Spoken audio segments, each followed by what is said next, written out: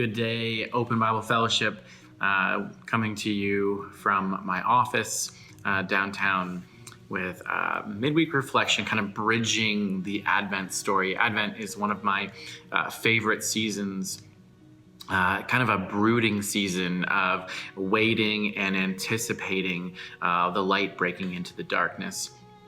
And so we started out last week in the opening chapter of the Gospel of Matthew, and Jamie was teaching from the genealogy.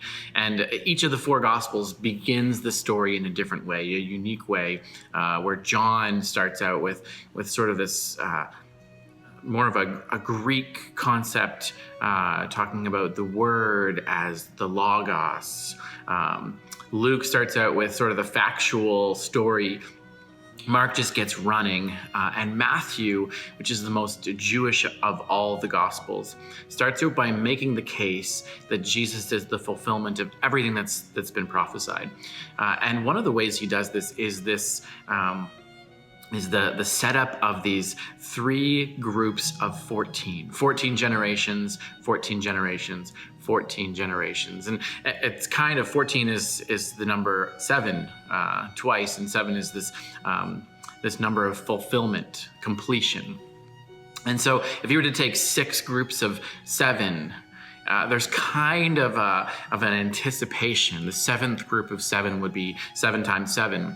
And so it's setting up the stage that Jesus is actually the fulfillment of what's to come, of what's been prophesied. That it's almost like a look back at creation, the Torah, the first book of the Pentateuch, where Genesis, God creates for 6 and then he rests.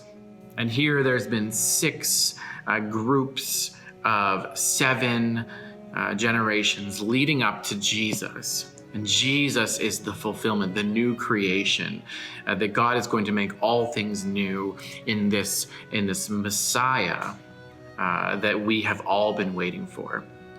And of course, it's a bit scandalous as well, just as much as Matthew is making the case that this is the Jewish Messiah. He's also including names. He's also doing a little bit of redaction with, sometimes jumping from a grandfather to a grandson, kind of skipping a generation.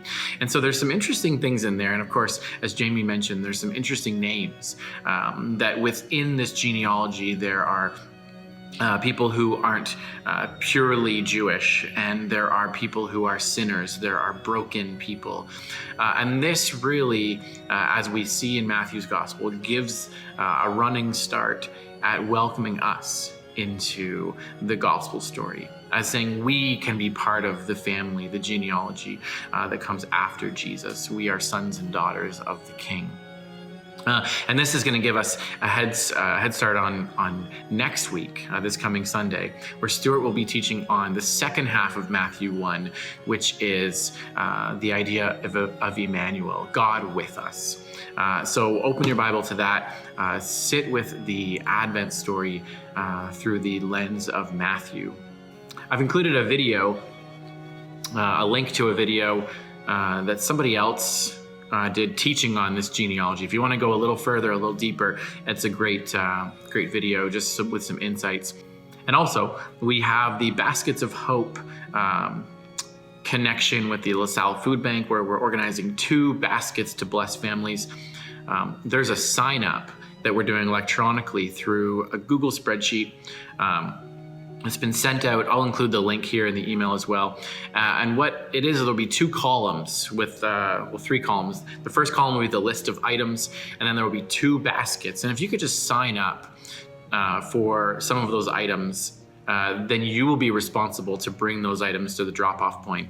And we would love to have as many hands and as many people as possible in filling those baskets. And if you have any questions with regard to the technology, reach out to Lynn Cameron, and she can kind of punch in your name manually. I've also included in this email a liturgy that we created for the DWCC on this past week, a liturgy of hope and candle lighting. And if this is something that you want to sit with just for a few minutes, and maybe it's an encouragement to you this week, that would be good. Maybe it offers you hope in a season that is otherwise fraught with despair and feeling a bit hopeless at times in Windsor right now. And so may you have a blessed week. May God break into your life this week and give you hope. May he turn his face toward you and shine upon you, give you peace. See you Sunday.